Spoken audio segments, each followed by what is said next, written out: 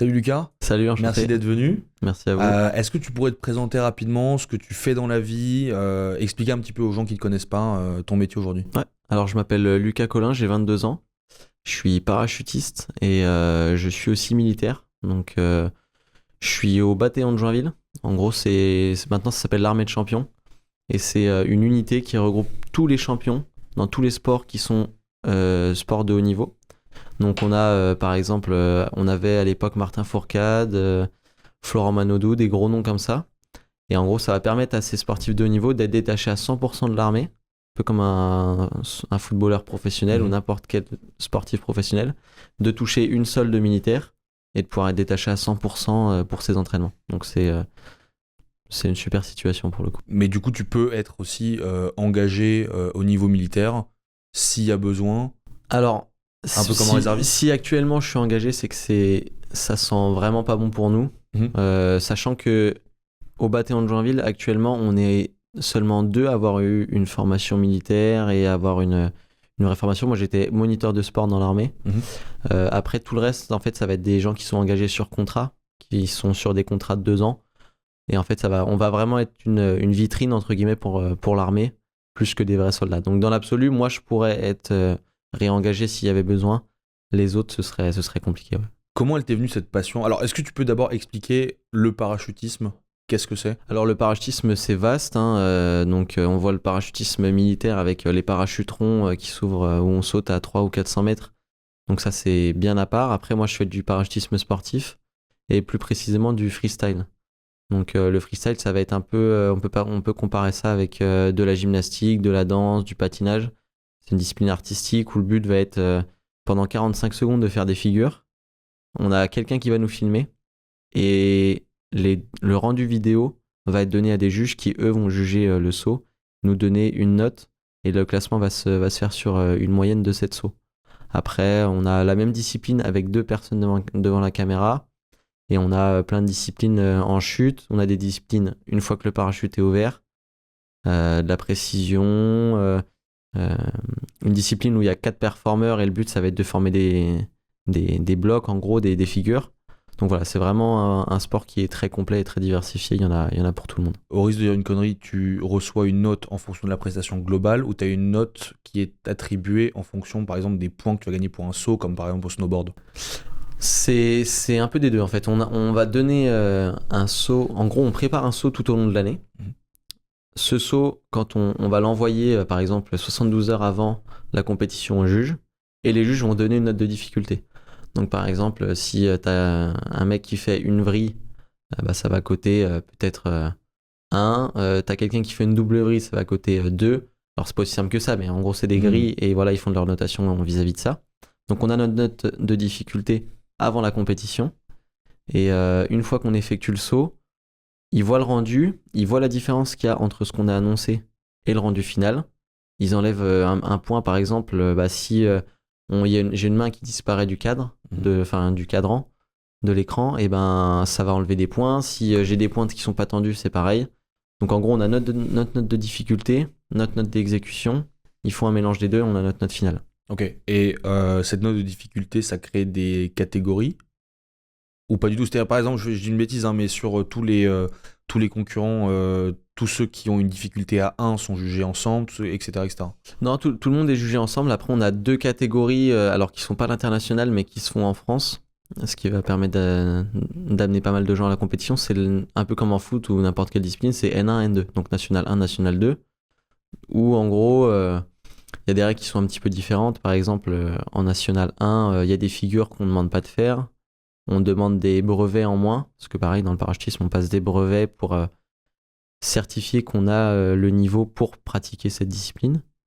Et en gros, voilà, on a la N1 qui permet aux gens plus expérimentés d'aller toucher le plus haut, et la N2 qui permet aux gens avec un peu moins d'expérience de tester la compète. Et ça permet aussi aux gens d'avoir une accessibilité, parce que si les gens ils viennent en National 1 pour prendre 2 points de notation sur 10, parce que c'est sur 10, il n'y a aucun intérêt. Donc voilà, ça amène les gens à la compétition doucement, même si les gens n'ont pas forcément beaucoup d'expérience. Tout à l'heure, tu disais, bon, aujourd'hui, du coup, tu es au bataillon de Joinville. Ouais. Mais avant, tu étais dans une autre unité. Exactement. Tu faisais du parachutisme aussi à ce moment-là? J'ai commencé le parachutisme avant d'entrer dans l'armée. J'ai commencé à 15 ans. c'est l'âge minimum. Parce que mon père a lui-même été militaire dans l'unité où j'étais, donc c'était le 511e régiment du train, dont je suis le parrain actuellement. Ok. Parce qu'en tant que sportif de haut niveau, on doit parrainer une unité, et j'ai demandé à parrainer mon ancienne unité.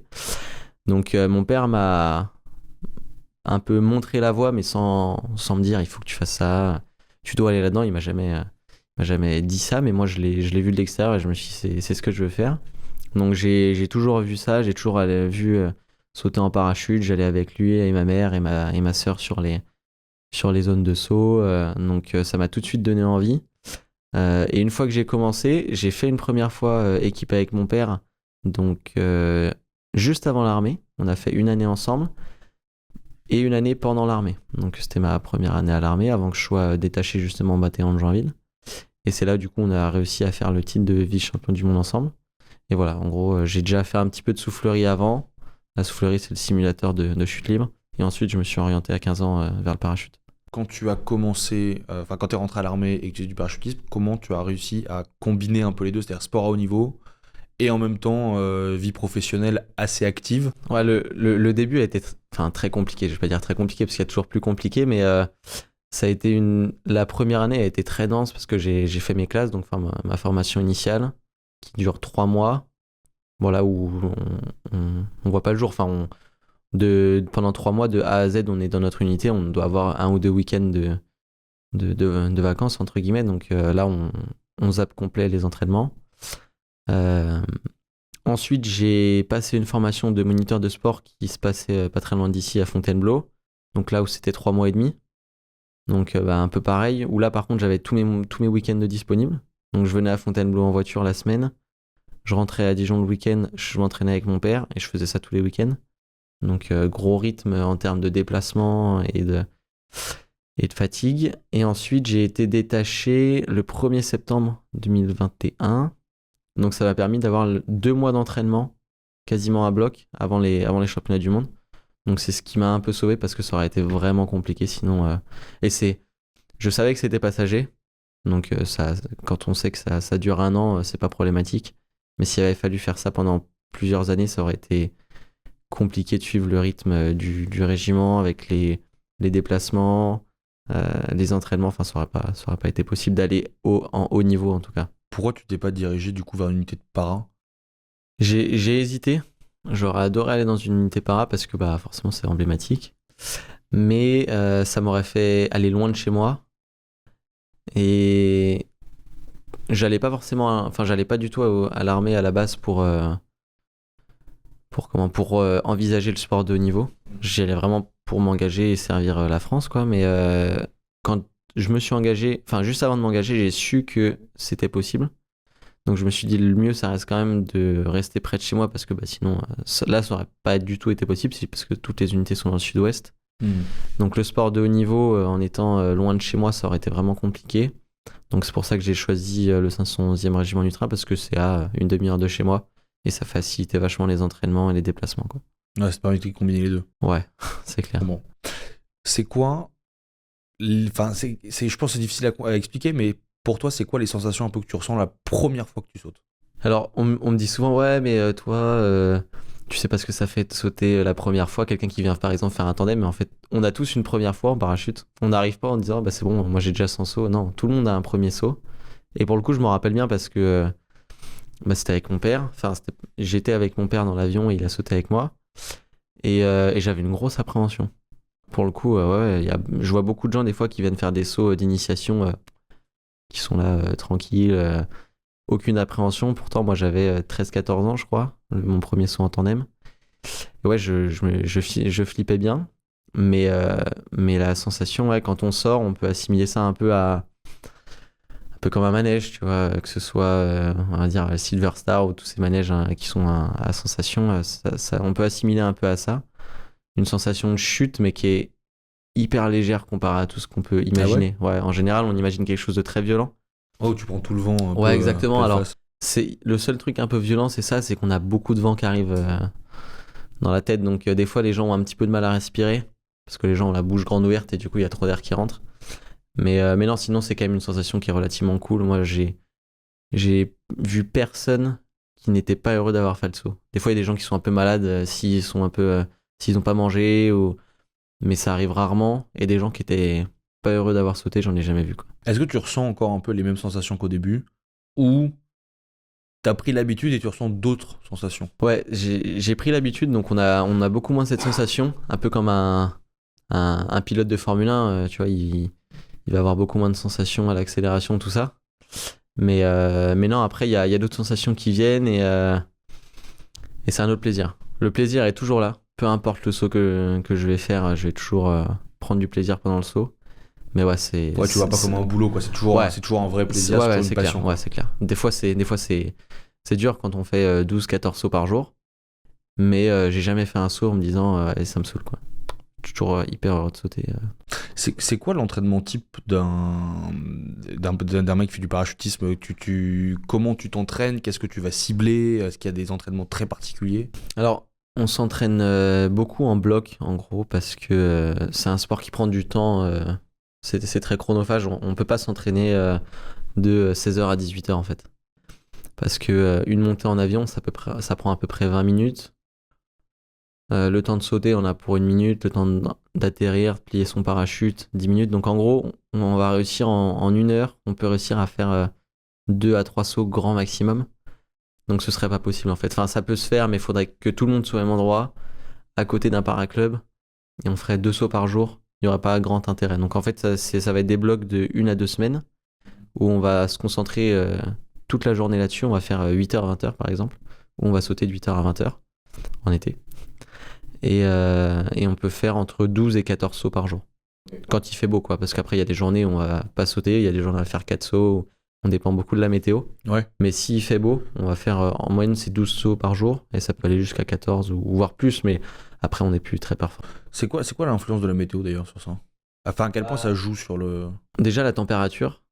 En hiver, là, s'il faut sauter, sachant qu'on perd 6 degrés, à peu près 6 degrés et demi par tranche de 1000 mètres. Et on saute à 4000 mètres. Ok. Donc s'il fait 10 au sol, il fait moins 15 là-haut. Bon, après, c'est passager, Ouais. On sort, ça dure je 1 minute.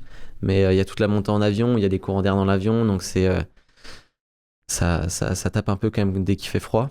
Après, il y a tout ce qui va être les nuages, parce que là, c'est plus une réglementation pour l'aviation. On n'a pas le droit de larguer des parachutistes si on voit pas le sol. Ok. Donc. Est-ce que t'es déjà arrivé de traverser un nuage? Ouais, ça m'est déjà arrivé. Ouais. Et alors, ça fait un truc en particulier? Bah, ça dépend des nuages en fait. Ok. Ouais, il y a des nuages qui sont pas du tout denses et du coup, bah, t'as l'impression d'être dans du brouillard. Ok. C'est pas forcément la meilleure sensation parce qu'en fait, bah, tu vois rien, donc c'est un peu chiant. Et ça peut être dangereux parce que tu peux perdre les gens de vue et tu vois, s'il y a des trajectoires convergentes alors que tu te perds de vue, ça peut être un peu dangereux. Donc en général, on évite. Et t'as les nuages qui sont très denses, des nuages de pluie, qui eux font très mal. Ah ouais? Parce que tu peux avoir soit de la grêle, soit tu peux avoir de la pluie. Et autant la pluie, ça pique un peu. Pendant que tu traverses le nuage? Ouais. Ok. Bah, en gros, je crois qu'une goutte, ça tombe à 13 km/h ou quelque chose comme ça. Nous, on tombe en moyenne à 200 ou 300 km/h. Ok, ouais. Donc la différence, elle est assez vénère. Donc ouais, on a un peu l'impression de faire une partie d'airsoft, mais pas du tout à armes égales, quoi. T'as un mec qui te mitraille pendant une nuit. Ah ouais, c'est clair. Ouais. En plus, souvent, on est en combinaison assez moulante, donc le truc qui pardonne pas du tout. Donc des fois, ça arrive qu'on ressorte avec quelques bleus. Mais ça arrive rarement. En général, on évite quand même, parce que c'est pas top, quoi. Est-ce que tu fais un autre sport en complément de ça alors, ou juste pour le kiff d'ailleurs, ou pour justement te préparer à tes sauts? Et si tu te prépares pour tes sauts, est-ce qu'il y a des exercices spécifiques que tu fais? Ouais, alors j'essaie de faire pas mal d'autres sports parce que j'ai pas envie d'être monotache. J'ai envie de faire un peu de tout. Et puis même pour l'armée, parce que même si je suis plus réellement actif au sein de l'armée, je me dois quand même d'être opérationnel et de rendre des comptes en termes de performance physique à l'armée. Tu vois, tous les ans, on a des tests annuels. On va avoir des tests de course à pied, de natation, de pompe, d'abdos, machin. Donc j'essaye de faire 2-3 séances de course à pied par semaine, 2-3 séances de musculation, un peu de natation, un peu de vélo, un peu de tout. Donc ça va être plus la prépa globale. Et ensuite, la prépa un peu plus ciblée pour le parachute, ça va plus être abdos, renforcement des muscles profonds, gainage, parce que on n'a pas vraiment besoin de force à proprement parler en para. Mais par contre, on a besoin de gainage et de tenue de corps. Moi, j'ai fait de la gym pendant 6 ans quand j'étais jeune. J'avais 6 ans quand j'ai commencé, j'en ai fait jusqu'à 12-13 ans. Et ça aide, quoi. Ça aide d'avoir déjà des repères dans l'espace très bons et surtout d'avoir un gainage et de la tenue de corps. C'est vraiment le sport qu'il faut pour s'orienter vers tout ce qui va être artistique, patinage. Ça aide de ouf, quoi. Est-ce que est-ce que tu prends des compléments? Oui, mais en quoi les compléments t'aident dans ta routine? En quoi tu as vu des changements en fonction de ce que tu prends? Moi, je suis végétarien, donc déjà la whey, c'est un indispensable, clairement. Parce que quand tu fais 1 à 2 séances par jour, tu peux pas bouffer 150 grammes de prot. Enfin, ça se fait, mais bon, faudrait que je mange 4 poissons par jour. Du coup, non, mais Compliqué, pas idéal, et puis ou pas des budget-friendly œufs. non Ouais, plus, quoi. ouais, c'est clair, des œufs à volonté. C'est pas l'idéal. Donc, un shaker, ça remplit largement le taf et puis ça m'aide, clairement, parce que sinon, j'aurais pas la forme que j'ai là. Après, créatine. Mhm. Donc là, ça va plus être pour tout ce qui est musculation, tout ça.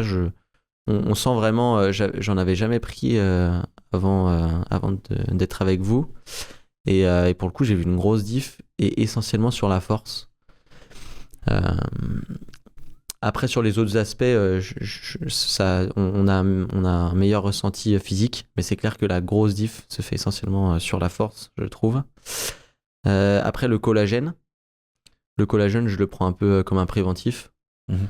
Je me dis, quand je cours pas mal, ça m'évite d'avoir des douleurs. Là, ça fait 4 mois que j'ai repris la course à pied pas mal, où je fais minimum 3 voire 4 séances par semaine, et que j'ai aucune douleur. Donc c'est relativement cool. Et j'avais pris les petites gummies pour dormir. Ouais. Et ça, gros game changer, quand je sais que j'ai une nuit de 5 ou 6 heures qui m'attend, je sais que ça va mettre une bonne tarte avant d'aller dormir et que je vais bien me réveiller le lendemain. Donc ça, c'était bien, bien cool. T'es végétarien plutôt par choix, ou par conviction, ou parce que régime particulier Pour plusieurs raisons. Alors, ça peut faire débat, mais tout l'aspect écologique qui est autour de ça. Bon, après, je fais du parachutisme, donc l'écologie, je vais essayer de pas trop me prononcer là-dessus, mais bon, on va quand même le citer. Ça va plus être pour le bien-être animal que je fais ça. Après, j'ai été à l'armée, je suis toujours à l'armée. Quand j'y vais et que je dois manger une ration de combat avec du porc, du poulet ou quoi que ce soit, je vais la manger. Je suis pas arrêté Ouais, là-dessus. si t'es obligé, tu le C'est fais, clair, c'est puis, clair. Faut pas être ouais. non plus trop con, quoi. J'essaye au maximum De de l'enlever limiter. de ma consommation. Pareil, si je vais au restaurant et qu'il y a que de la viande ou du poisson. Bon, la viande, j'en mange vraiment plus du tout. Mais bon, je me dis, allez, je vais prendre du poisson parce que, au bout d'un moment, s'il y a que ça, il y a que ça, quoi. Mais j'en achète plus et j'en mange vraiment quasiment plus, quoi. Ok. Et t'as déjà pensé juste du coup à prendre de la B12? Ouais, j'y ai pensé. Alors, j'avais pris aussi chez vous les multivitamines. Ok. Et du coup, ça permet j'avais pris avant l'hiver, là. Et ça permet de combler un peu toutes les micro-carences et surtout la B12. Parce que, ouais, en effet, il y en a essentiellement dans la viande. Et vu que j'en mange pas, forcément, je peux être carencé. Et ouais, du coup, c'est pour ça que je m'étais orienté vers le multivitaminé plutôt. Après, la B12, c'est très bien aussi, hein, mais je me suis dit, je vais prendre un truc un peu plus global. Un complexe, Ouais, ouais, voilà. qui fait un peu Comme tout. ça, au moins, je suis sûr d'avoir tout ce qu'il me faut et d'être en forme, quoi. Et ça fait très longtemps que t'es végétarien? Ouais, ça fait un moment, ça doit faire. J'avoue que je sais plus exactement quand est-ce que c'est, mais ça Plusieurs doit années, être quoi. fin lycée, donc je dirais 5 ans, 5-6 Ok. ans, ouais. Et t'as vu, avant de te supplémenter pour pallier à certaines carences, est-ce que t'as vu justement des carences apparaître? Est-ce que ça a changé quelque chose? Ou justement t'as pas trop ressenti les effets? Alors, je pense que j'ai jamais trop été carencé parce que déjà j'adore faire à manger et du coup je cuisine je cuisine très varié. Donc je pense que j'ai jamais eu trop de problèmes de carence. Mais je sais que ma chérie m'avait dit d'aller faire une prise de sang, surtout pouvoir pour le fer. Parce qu'après, quand tu manges assez diversifié, t'as pas trop de problèmes. Mais le fer, elle m'a dit, c'est ce qu'il y a de moins présent dans toute mon alimentation.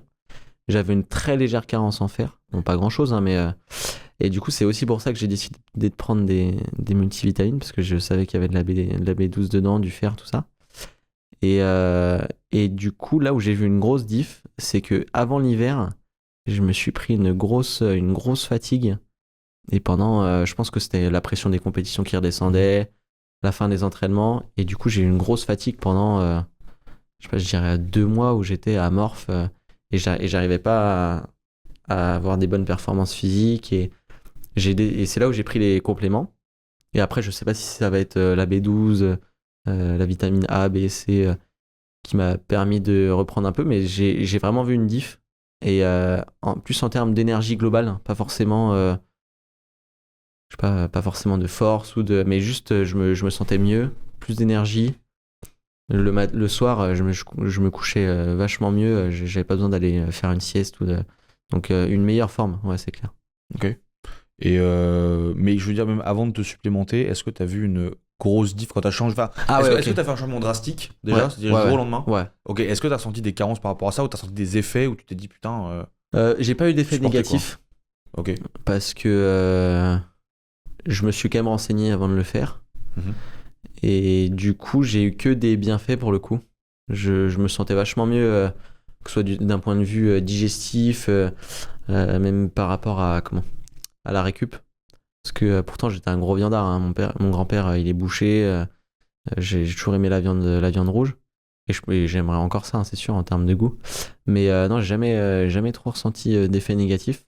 À part peut-être du coup ce coup de fatigue. Peut-être que c'était une carence que j'ai pas anticipé. Mais non, j'ai plutôt vu des aspects positifs. Ouais, Après, t'as pas comme eu je gros dis, coup ouais. violent, quoi. Non, non. Après, voilà, je pense qu'il faut pas quelqu'un qui déciderait d'être végétarien du jour au lendemain et vegan encore plus, parce que vegan c'est encore plus drastique et c'est encore plus limitant. Oui, parce que, bon, au-delà de l'aspect où tu te dis, ok, je vais pas faire chier s'il n'y a pas d'autres options, je fais avec, et puis, Ouais. parce que c'est mon choix, moi, c'est la vie. Végétarien, t'as quand même le droit à Ouais. tout un tas de Ouais, trucs, c'est par clair. exemple Ouais, les œufs, le lait, etc. Ouais, c'est vachement plus facile de supplémenter. Tu peux Ouais, consommer, quoi. ouais, c'est clair. Ouais, même l'apport en protéines, quelqu'un qui fait pas de sport, il sera pas obligé de manger, de boire des shakers. On prend 4 œufs par jour, un peu de tofu ou quoi, ou des lentilles. Il y a plein d'aliments qui sont riches en protéines et en tout ce qu'il faut, donc ça se fait bien. Ouais. Et si tu devais donner un conseil à quelqu'un qui voudrait se lancer dans le parachutisme, qui voudrait, que ce soit pour du freestyle ou autre d'ailleurs, hein, mais quelqu'un qui voudrait se lancer là-dedans, qu'est-ce que tu lui conseillerais? Il n'y a pas de recette miracle. Déjà, je lui dirais d'économiser. Ouais, ça coûte cher? Ouais, on est Ok. dans un sport qui coûte des sous. Et je lui dirais surtout de s'entraîner. Enfin, de s'entraîner.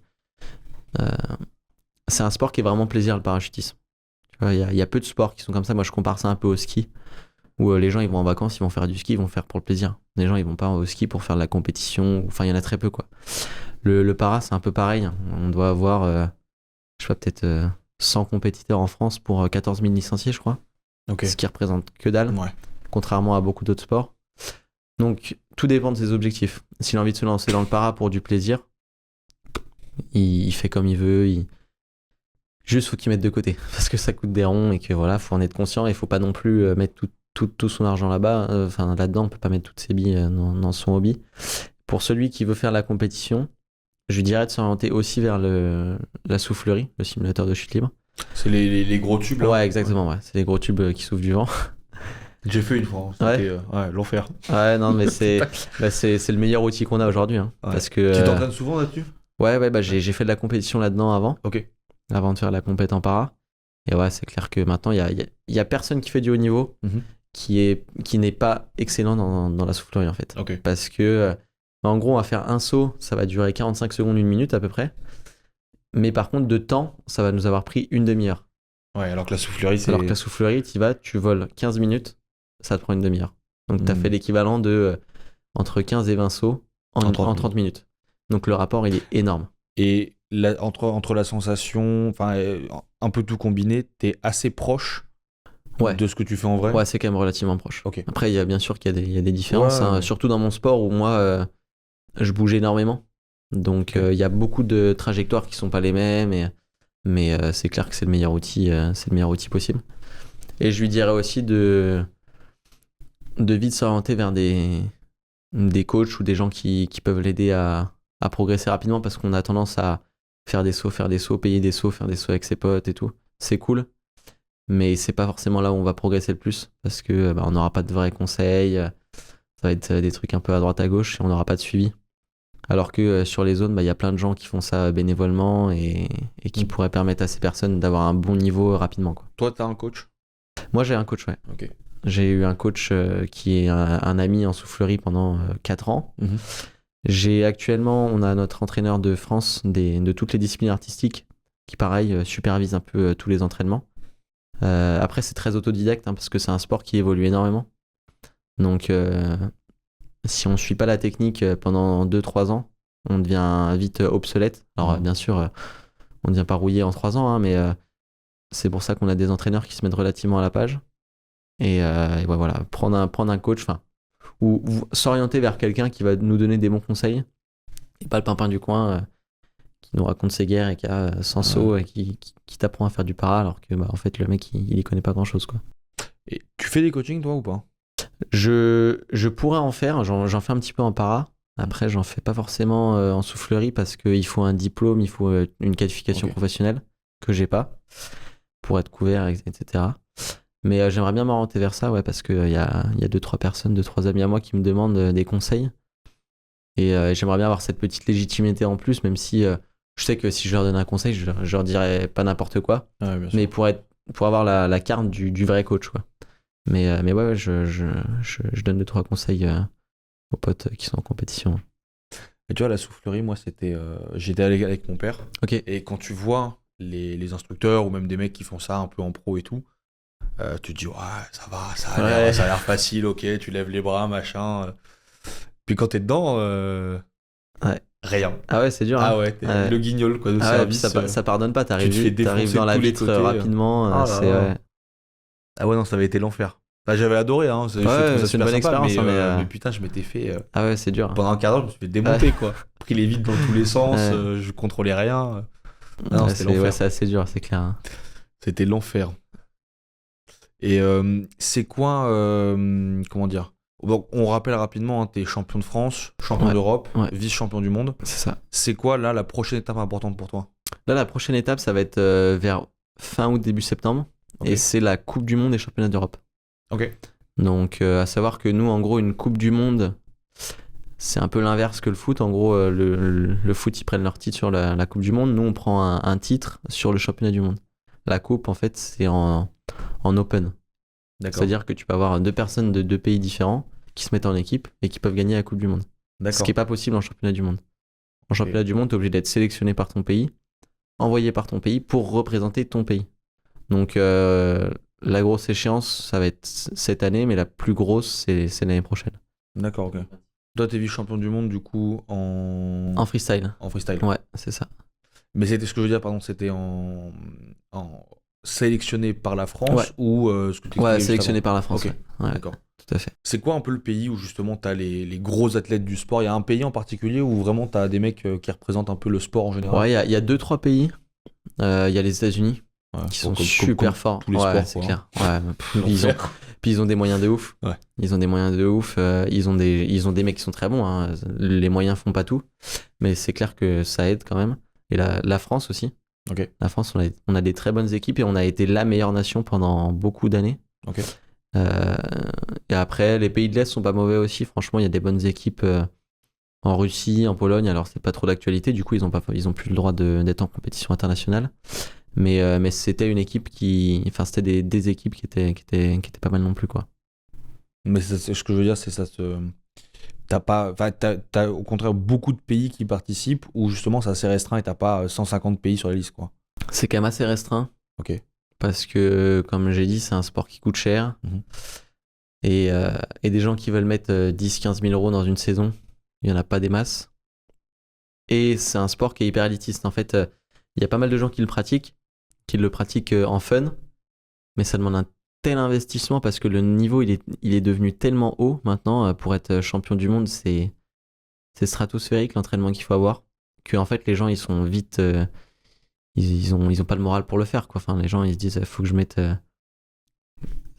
entre 50 et 100 000 euros dans la soufflerie, 15 000 à 20 000 euros dans le para tous les ans.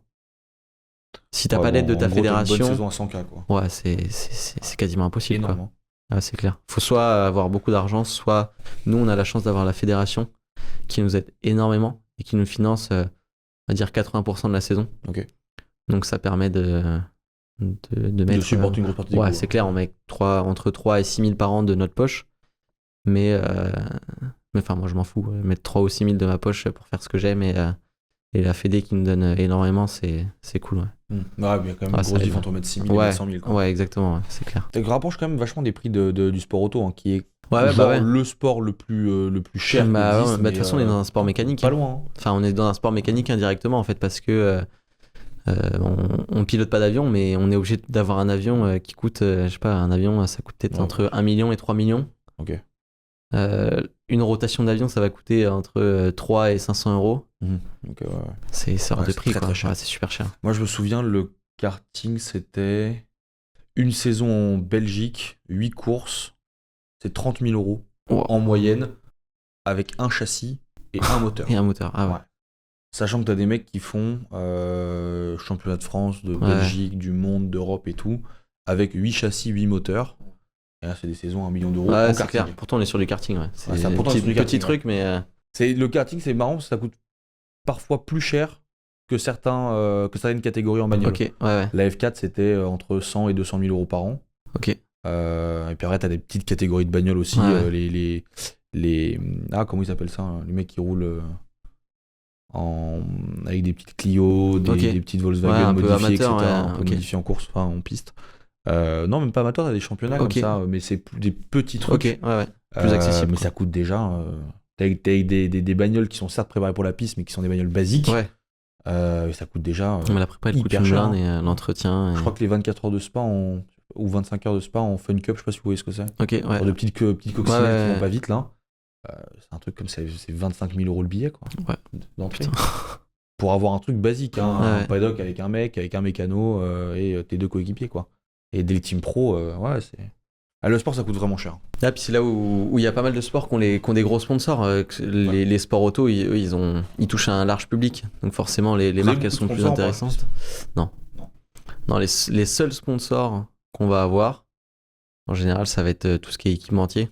Okay. Le parachute, les voiles, les combinaisons, les casques. Horlogerie, pas du tout. Non. Ouais, il y en a, hein, tu vois, il y en a qui sont sponsorisés par Red Bull, par Tag Heuer, des grosses marques comme ça. Mais c'est en fait, ça va plus être des mecs qui font de l'événementiel. Nous, la compétition, ça intéresse pas forcément les gens parce que moi, je vais montrer toute une vidéo de chaque discipline à quelqu'un. Il me dit ouais, c'est sympa, mais enfin, rien de plus quoi. Alors que le mec, il voit passer un mec en wingsuit à 3 mètres d'une pierre, il va se dire ouais, putain, c'est incroyable. Ce qui est incroyable, hein, j'enlève rien à ça. Hein, c'est les mecs qui font de l'événementiel, ils font des trucs de ouf. Mais du coup, les gros sponsors se dirigent plus vers l'événementiel que vers la compétition. Et dans tous les sports. Hein. Ouais. J'en ai discuté pas mal avec des gens du bataillon de Joinville, l'armée de champions, là, justement. Et ils me disaient que moi, je connais des gars qui sont champions du monde et ils ont quasiment pas de sponsors. Quoi. Alors que des gens qui n'ont jamais fait de résultats. Il y a beaucoup de sports où c'est comme ça. Bah ouais, c'est clair. Et maintenant, c'est l'événementiel et toute la partie réseau qui va primer, quoi. Bah, tu vois, comme on parlait de karting, même en kart, aujourd'hui, si t'es pas richissime ou que t'as pas une famille qui était là-dedans, c'est-à-dire ton père a roulé, ta mère a roulé, ou tes parents avaient une boîte qui finançait des trucs dans l'automobile et qui connaissent du monde, moi, le seul mec que j'ai vu sponsoriser quand j'en faisais, c'était un gars qui avait gagné le championnat du monde d'une catégorie bien particulière. Ouais. Sinon, c'est des petits sponsors qui te filent 500 balles par-ci, 500 balles par-là. Et aujourd'hui, mais même en monoplace ou en bagnole, j'avais vu je connaissais bien un gars qui roulait pour Ford en, tu sais, les petites courses de rallye, mais pas de rallye sur entre guillemets route ouverte, voire rallye sur, enfin pas route ouverte, route fermée, mais sur des circuits. C'était des vrais circuits en terre où il y a un stade autour. Je sais plus comment ça s'appelle. Et il roulait pour Ford, il me semble. Mec très très bon pilote. Et une erreur, donc il fait championnat du monde, finale, il fout sa caisse en l'air, mais bon, le mec est quand même en finale, on est quand même sur un des top pilotes de cette catégorie. Arrêt du sponsor. C'est terminé, bonsoir, au revoir monsieur. C'est clair, on voit toujours les têtes de liste qui ont toujours des sponsors de ouf, les Charles Leclerc, Pierre Gasly, tout ça qui gagnent très bien leur vie et à juste titre. Rare, mec, hein. Mais c'est ça en fait. C'est que c'est bien pour eux parce que forcément ils représentent des écuries de ouf et tout, mais ça représente 0,001% Ouais, c'est ça. des gens qui pratiquent ce sport. C'est ça. Mais même tout sport confondu. Hein. Ah ouais, c'est clair. Tennis, pareil. Ah bah ouais. Pro, zéro sponsor. Ouais. Donc t'es pas dans les X meilleurs du monde, t'oublies. Ouais, c'est clair. Natation, c'est pareil. Ouais. C'est compliqué. Ah non, ça devient dur. Hein. Est-ce qu'ils ont moins aux États-Unis? Parce qu'aux États-Unis, il y a beaucoup de supports et beaucoup de mécènes, etc. Mais après, encore une fois, ils n'ont pas les mêmes moyens. Hein. Là-bas, tout est démesuré, mais nous, c'est un peu le problème, entre guillemets, qu'on a en France. Mais nous, l'avantage qu'on a, c'est que notre plus gros sponsor, dans la majorité des sports, ça reste notre fédération. Ouais. Et là-dessus, l'État, parce que c'est l'État hein, qui subventionne, nous aide beaucoup. Quoi. Et on a cette chance-là par rapport à d'autres nations.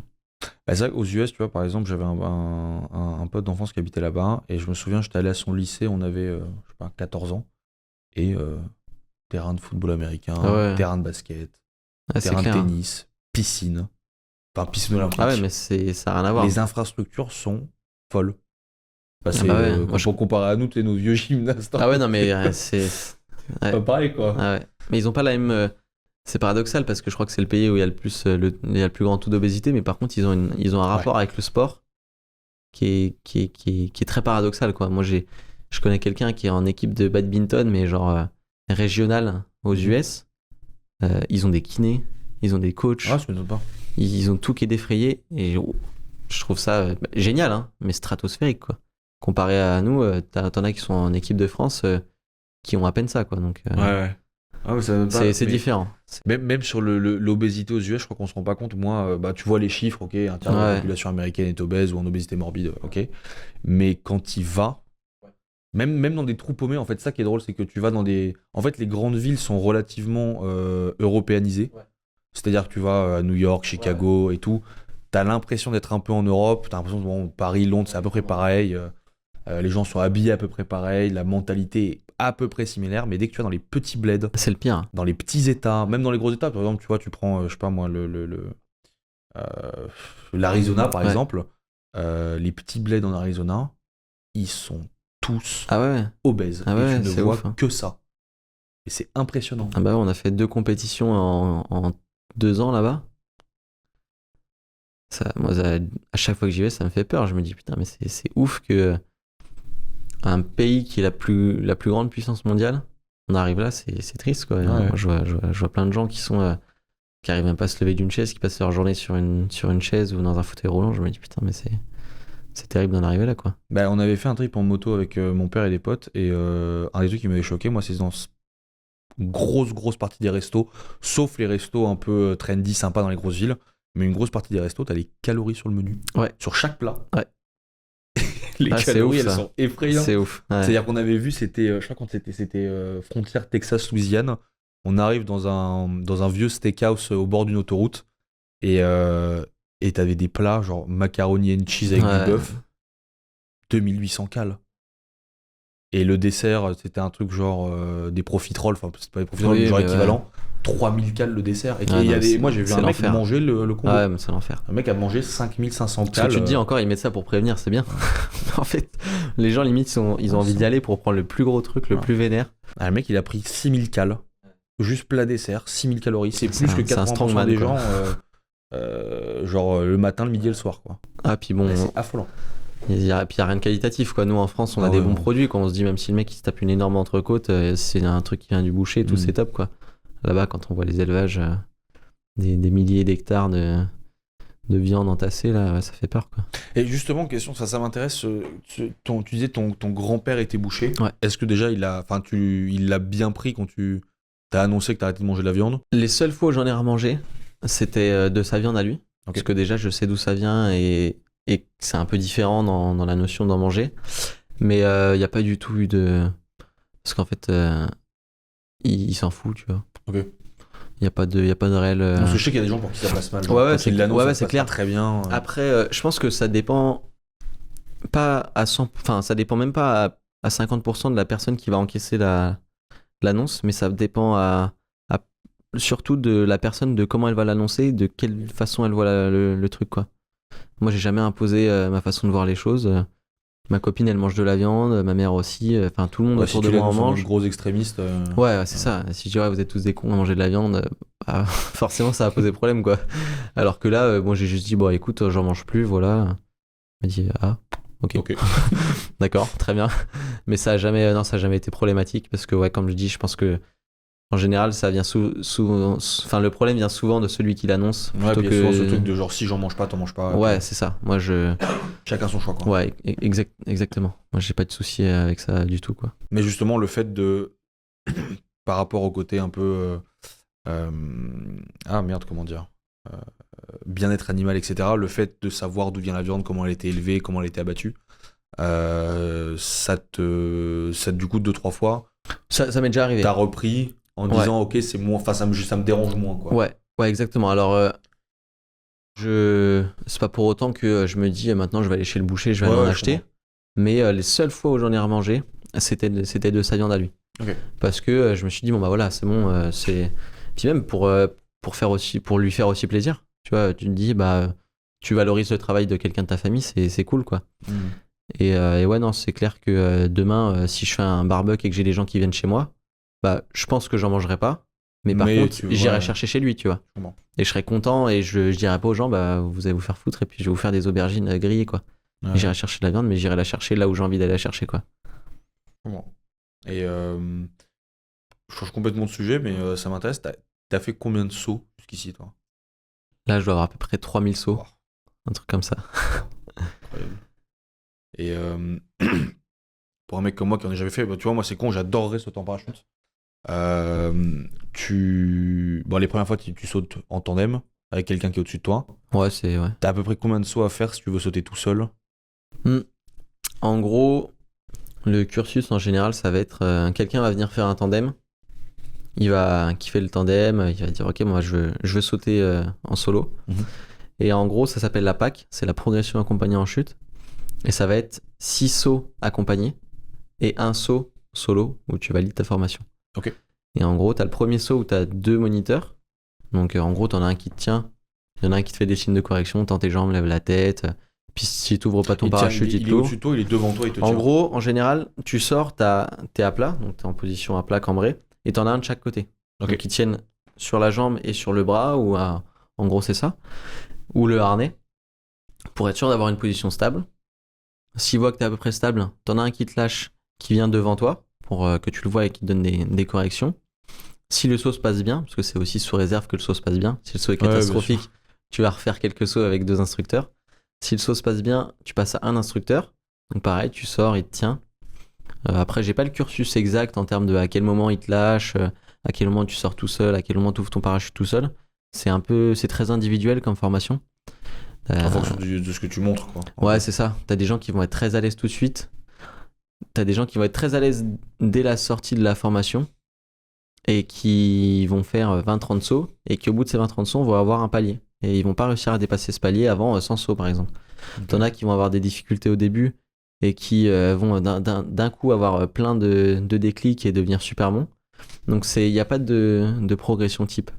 Mais ouais, en gros, ça la PAC, la progression accompagnée en chute, la formation, c'est 6-7 sauts en moyenne.